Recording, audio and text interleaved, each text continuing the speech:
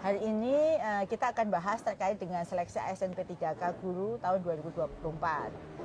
Yang mana tanggal 19 Agustus 2024, seperti yang tadi di awal saya sampaikan, sudah rilis keputusan Menteri Pan-RB nomor 348 ya Pak Ses, betul, tahun 2024 tentang mekanisme seleksi pegawai pemerintah dengan perjanjian kerja atau ASN P3K untuk jabatan fungsional guru di instansi daerah tahun anggaran 2024. Ini tentu adalah kabar gembira bagi kita semua, terutama Bapak Ibu guru yang sudah tidak sabar menunggu penyelenggaraan seleksi ASN P3K tahun 2024. Tentuan kebijakan ini menjadi penentu awal penyelenggaraan, walaupun belum ada ketentuan teknis lebih lanjut. Seperti jadwal penyelenggaraannya kapan, kita masih menunggu ya. Betul. Gitu kan ya Pak Ses? Betul. Ya. Jadi gimana Pak Ses, tanggapan Pak Ses terkait dengan hal ini? Baik, Bu Dirjen. Jadi betul Bu Dirjen bahwa semua yang terlaksana saat ini merupakan hasil kerja kita semua. Ya. Sejak awal tahun berkoordinasi secara intensif dengan pihak Kemenpan PRB dan juga PN, tentunya juga dengan Pemda, Dinas Kabupaten Kota Provinsi. Nah, perlu kami sampaikan Bu Dirjen terkait dengan pengangkatan ASN P3K. Ini salah satu capaian hebat dari Dirjen GTK Kemendikbudristek, karena sepanjang tahun 2001 hingga tahun 2003 itu sudah 774.999 kurang satu udah 75.000 ya. Hampir ya, betul. Sudah diangkat menjadi guru ASN P3K. Tentunya hal ini merupakan prestasi yang sangat baik. Padahal di tahun 2021, Bu Dirjen, sebelum pengangkatan ASN P3K guru, itu jumlah guru ASN di Indonesia hanya di angka 1,2 juta. Ini capaian besar bagi Kemendikbudristek dan kita tentunya di Dirjen GTK, karena hanya dalam periode 3 tahun jumlah ASN guru meningkat sebanyak hampir kurang lebih 61%. Wow, luar biasa ya Pak. Nah, jadi tentunya kita boleh bangga ini Bu Dirjen, karena hasil usaha keras kita bersama, hasil dari kolaborasi dari semua instansi lembaga pemerintahan. Ya, tentu kita berterima kasih pada Mas Menteri ya yang sudah meluncurkan program 1 juta honor menjadi ASN, dan jika tidak ada hambatan yang berarti tahun ini akan mencapai angka 950-an ribu ya Pak, karena tahun ini kita punya formasi cukup besar gitu ya, 175 ribuan lebih, sehingga harapannya angka 1 juta itu sudah di depan mata. Nah Pak Ses yakin ya bahwa guru masih banyak yang bingung nih. Pasti. Dengan munculnya menunggu Bu Dirjen. Dengan munculnya Kemenpan tadi masih banyak yang bingung. Betul.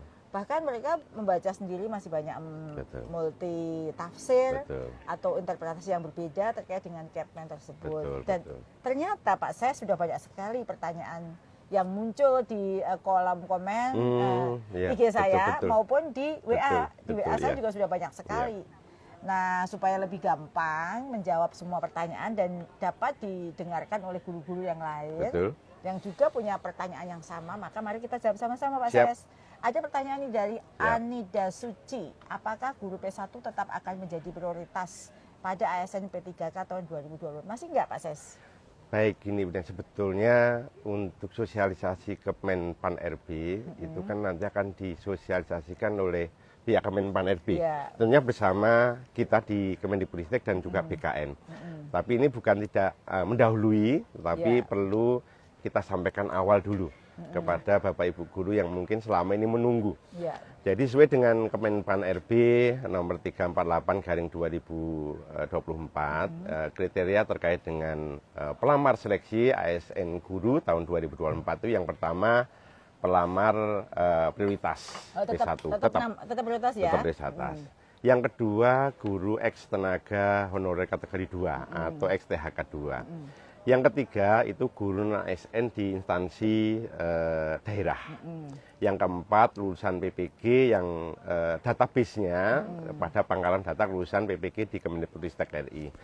Nah, tentunya guru prioritas yang selama ini yang hasil seleksi tahun 2021 masih sama. Masih sesuai dengan prioritas itu P1 itu masih sama. Ya, sesuai dengan Kemenpan yang 348 tahun 2024. Dan ini merupakan hasil yang dulu tahun 2001 dan belum pernah dinyatakan lulus pada seleksi P3K CF Guru yang periode sebelumnya. Berarti ini termasuk kategori yang P1 prioritas. Ya, jadi Bapak Ibu sudah terjawab ya pertanyaannya. Bahkan waktu kemarin audiensi di Gedung D sudah saya sampaikan juga bahwa kita tetap memperjuangkan P1 tetap menjadi prioritas dan alhamdulillah apa yang diperjuangkan bersama itu ada diakomodasi di dalam Kepmenpan tersebut. Betul. Bahwa P1 tetap prioritas. Nah, ini pertanyaan lagi nih Pak Ses. Jadi Bapak Ibu yang P1 tenang ya. Jadi P1 tetap prioritas. Semangat. Ini ada pertanyaan lagi nih Pak Ses dari Marapurba_Hasibuan.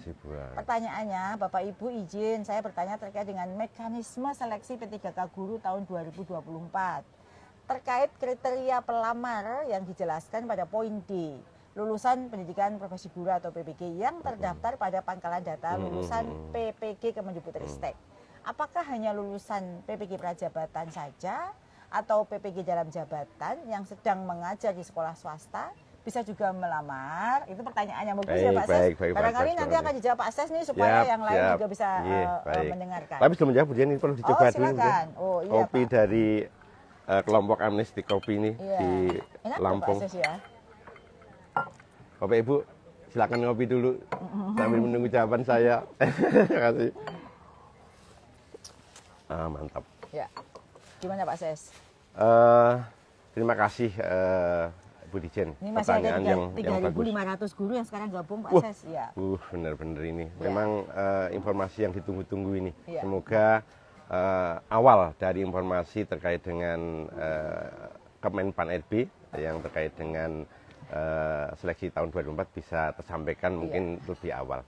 Baik, dari pertanyaan tadi, dari siapa tadi Mas? Coba. Pertanyaan dari Pak Marapurba_Hasibuan. Terima kasih untuk pertanyaan baik sekali. Jawabannya coba. Terima kasih. Jawabannya. Ya. Sesuai dengan pengaturan yang ada di Kemenpan RB terkait dengan mekanisme seleksi P3K guru di instansi daerah tahun 2024, pelamar dari sekolah swasta yang dapat melamar hanyalah pelamar prioritas yang P1, yang tadi masuk di kriteria yang pertama, yang telah lulus seleksi tahun 2021 yang sudah lulus passing grade. Itu pun dengan persetujuan dari ketua yayasan seandainya yang bersangkutan memang ada di sekolah swasta.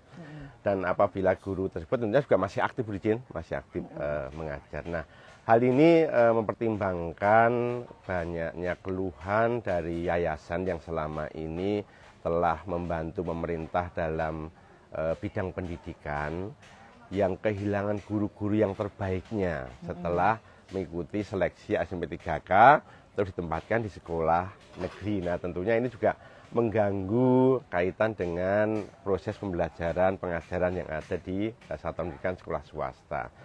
Nah, tentunya di poin tersebut dimaksudkan bahwa lulusan PPG bagi calon guru atau yang prajabatan untuk yang di kriteria tersebut itu yang memang dibolehkan untuk mendaftar di tahun 2024. Ya, terima kasih Pak Ses. Jadi Bapak Ibu yang tadi dimaksud Pak Ses yang disebut dengan PPG itu adalah PPG Prajabatan ya, yang lulus PPG Prajabatan dan belum terdata di Dapodi tetapi terdaftar di data pangkalan data PPG Prajabatan, lulusan PPG Prajabatan. Sedangkan yang dalam jabatan itu masuknya yang tadi poin-poin di atasnya ya, guru-guru yang masuk guru yang terdaftar di Dapodi. Ini ada lagi pertanyaan dari Nida_Afifa, Ibu Nida. Pertanyaannya, Assalamualaikum. Waalaikumsalam.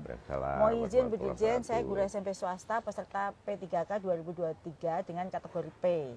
Mohon kejelasan untuk kami guru SMP bidang studi bahasa Indonesia.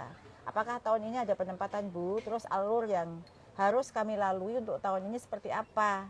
Dan sertifikat yang kami terima setelah tes apakah bisa difungsikan? Terima kasih Bu Dirjen, semoga sehat selalu. Ini yang terkait dengan tahun 2023 P tersebut.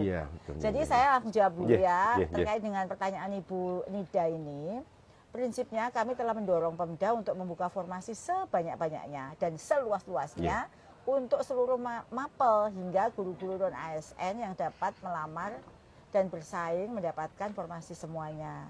Apabila formasi melebihi jumlah guru non-ASN, tentu tidak ada persaingan. Semuanya lulus karena memang tidak ada passing grade bagi yang tadi saya sebutkan, hanya perankingan. Jadi kalau di dalam Kemenpan disebut yang diterima adalah yang terbaik, jadi ranking. Bagi yang tidak diterima itu disebutnya tidak lolos gitu ya Bapak Ibu. Nah, sertifikat pendidik yang diakui adalah sertifikat yang diperoleh sebelum waktu pendaftaran seleksi. Karena itu kan ada cut off-nya ya Bapak Ibu ya. Jadi kalau dalam proses ini dapat sertifikat yaitu nanti pada seleksi berikutnya.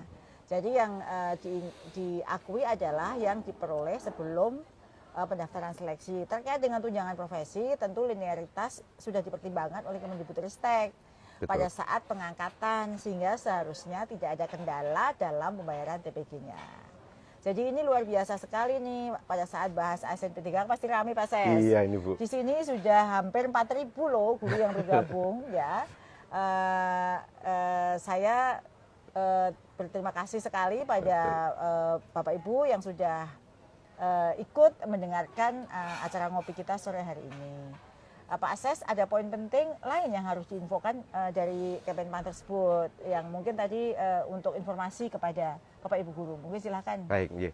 Kami sampaikan lagi Bu Dijen bahwa sebetulnya untuk yang Kemenpan kan memang harusnya dari Kemenpan RB yang memberikan sosialisasi. Tapi tidak salahnya kita sebagai instansi pembina juga memberikan ya, karena sudah banyak yang tanya, memberikan informasi awal lah kita seperti. Jadi banyak yang tanya. Banyak sebenarnya Bu Dijen beberapa hal yang bisa disampaikan. Berbeda dengan seleksi tahun sebelumnya, dengan adanya pelaksanaan seleksi kompetensi teknis tambahan. Masih ada tahun ini SKTT? Sudah tidak ada Bu Dijen. Oh, nggak ada. Sudah tidak ada. Nah, pada tahun ini tidak ada lagi terkait dengan SKTT. Selain itu juga ada penambahan kategori pelamar yang tidak ada pada seleksi sebelumnya, yakni terkait dengan pendataan non-ASN di BKN.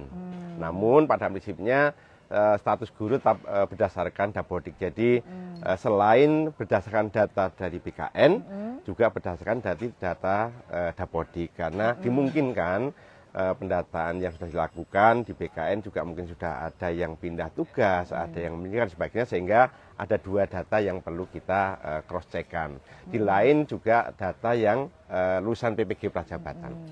Nah, kami sampaikan Bu Dijen di pasal 29 Kemenpan tersebut bahwa terkait guru yang terdaftar di BKN maupun di Dapodik akan lebih diutamakan ketimbang guru non-ASN yang terdaftar di Dapodik saja. Jadi ini Bu Dijen cross check ya, keduanya diutamakan, tapi tetap saja Bapak Ibu nggak usah khawatir. Jadi kalau kemarin sempat ada isu hanya yang ada di BKN saja. Sekarang ya, di dalam Kemenpan itu sudah diakomodir guru yang terdaftar di Dapodik seperti tahun-tahun sebelumnya. Betul.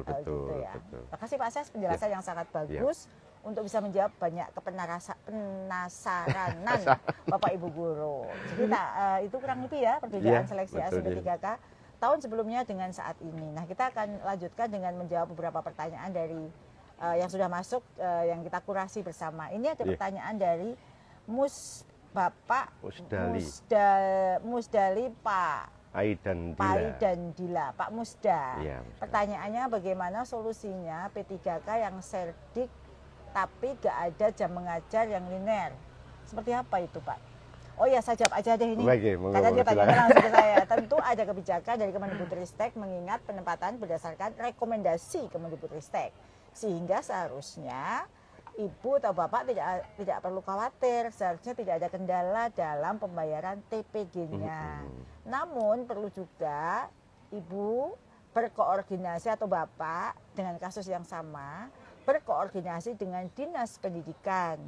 Yang mana ini dimaksudkan agar beban kerja Ibu dan Bapak dapat terpenuhi sehingga pembayaran TPG-nya dapat dirasakan. Kurang lebih seperti itu. Betul. Baik, kita akan melanjutkan dengan pertanyaan berikutnya, Bapak Ibu. Terima kasih yang masih bersabar menemani kami di sore hari ini. Tadi ada terlambat 10 menit, nanti akan diganti 10 menit berikutnya. Ini ada pertanyaan dari Yerusanit Bani. Bapak Yerusanit Bani, pertanyaannya, selamat pagi Ibu, maaf mengganggu. Tidak, kami sengaja adakan kegiatan ini untuk melayani Bapak Ibu semuanya. Izin bertanya, saya P3K tahap pertama tahun 2021. Pada saat seleksi lalu, formasi saya sedikit sekali dan saya terpaksa harus memilih di tempat yang jauh dari keluarga. Ibu P3K katanya menurut informasi yang dia dengar, P3K tidak bisa pindahkan katanya gitu. Secara pribadi saya taat pada aturan. Bagus sekali Bapak ya. Nah, yang menjadi pertanyaan saya, apakah kami bisa ikut seleksi lagi dengan memilih formasi di domisili tempat tinggal kami tanpa harus mengundurkan diri? Nah, gimana nih pertanyaannya? Jawabannya Mas Ibu Dijen ya.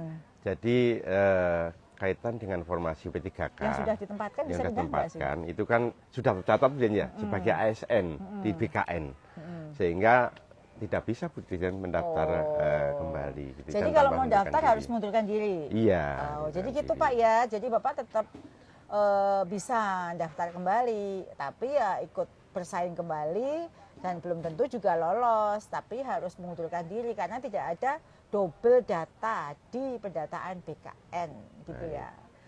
Oke, kita lanjutkan pertanyaan berikutnya dari Ibu Nania _C. Saya honor sejak 2010 Bu di sekolah negeri SD, di sekolah negeri SD dengan mata pelajaran bahasa Inggris. Baik CPNS maupun P3K belum pernah ikut tes karena formasi nggak ada di SD untuk bahasa Inggris. CPNS pun adanya di kementerian. Semoga tahun ini ada kebijakan. Gimana Pak Ses? Jadi begini Bu, di dalam kurikulum Merdeka saat ini bahwa di SD itu yang memang sudah mampu sesuai dengan kondisi yang ada boleh menerapkan guru bahasa Inggris atau pelajaran bahasa Inggris, sehingga kaitan dengan kualifikasi pendidikan bahasa Inggris ya itu linear dengan guru kelas. Sekarang bahasa Inggris sudah linear ya? Linear dengan guru kelas sudah kita kelompokkan dalam perizinan yang Ibu keluarkan. Nah, jika tentunya dengan ini, dengan catatan Pemda itu mengusulkan formasinya Bu Dijen. Guru kelas. Guru kelas, sehingga bagi Bapak Ibu guru yang berkualifikasi bahasa Inggris bisa mendaftar untuk dalam formasi guru kelas. Jadi Bu, sekarang ini kami sudah menyesuaikan ya sesuai dengan kebutuhan. Beberapa mata pelajaran sudah linear untuk mengajar di guru kelas SD. Kalau dulu mungkin tahun itu belum ya, karena memang kurikulum yang saat itu tidak ada lagi mapel bahasa Inggris di SD. Nah, sejak kurikulum Merdeka ini ada mata pelajaran bahasa Inggris di SD, sehingga bahasa Inggris sudah linear dengan guru kelas. Jadi kalau Pemdanya buka, jadi bisa ya?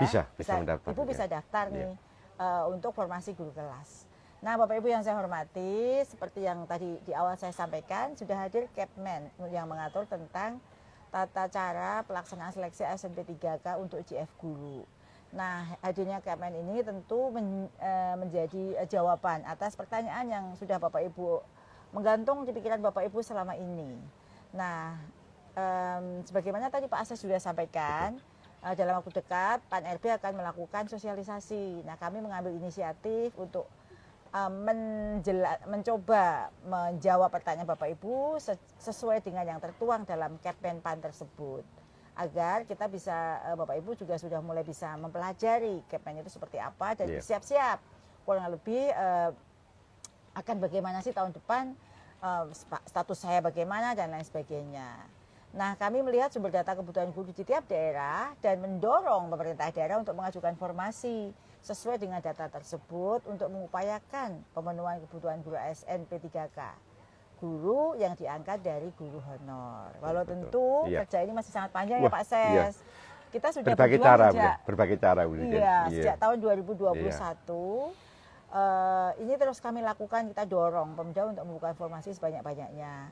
Inilah yang tengah kami upayakan, mengingat saat ini masih tercatat ada 575.000 lebih guru non-ASN di sekolah negeri dengan 79.000 300-annya mapel agama. Yap. Jadi kalau di mapel yang ada bukan agama itu sekitar 496.000 Ya, betul. guru honor yang ada di sakti-sakti kita. Sehingga nanti tahun ini dengan jumlah formasi sekitar 175-an ribu, nanti tepatnya akan diumumkan, itu tentu masih akan menyisakan guru-guru non-ASN yang ada di sekolah-sekolah negeri. Betul. Nah, kami telah mencoba mengatasi berbagai tantangan. Nanti mungkin Pak Ses bisa menginfokan kira-kira apa saja sih tantangan yang dihadapi, upaya yang sudah kita lakukan untuk memenuhi kebutuhan guru tersebut. Baik, Bu Dijen. Jadi Bapak Ibu sekalian yang live saat ini kami sampaikan, kami di Dijen GTK, kami di Dijen sudah berbagai cara untuk bisa memenuhi formasi yang ada, koordinasi dengan Menpan RB. Sudah dari tahun-tahun kita melihat data antara penetapan formasi dari Menpan dengan apa yang diajukan oleh Pemda itu belum sesuai dengan kebutuhan. Nah, ini menjadi tantangan besar kita Bu Dijen terkait dengan ketersediaan formasi di daerah masing-masing tentunya, dengan berbagai tentunya latar belakang kondisi dari masing-masing pemerintah daerah, khususnya terkait dengan penggunaan anggaran. Karena memang belanja pegawai itu rata-rata sudah di atas 30%, sehingga kekhawatiran dari Pemda tentunya dengan dana pegawai yang dari 30% akan berpengaruh terhadap kondisi rapotnya, kira-kira seperti itu. Nah, kita Bu Dijen tidak memiliki kewenangan sebetulnya untuk bisa menetapkan, mengunci jumlah formasi akhir, karena memang itu adalah kewenangan dari Kemenpan RB. Karena masing-masing daerah tentunya punya pertimbangan terkait dengan pengusulan formasi yang ada. Nah, poin terpenting yang telah kami lakukan dengan memberikan rekomendasi kepada Kemenpan RB tentunya yang punya kewenangan dan pemerintah daerah berdasarkan data kebutuhan guru di setiap daerah, bahkan setiap bidang mapelnya. Nah, pada seleksi tahun 2023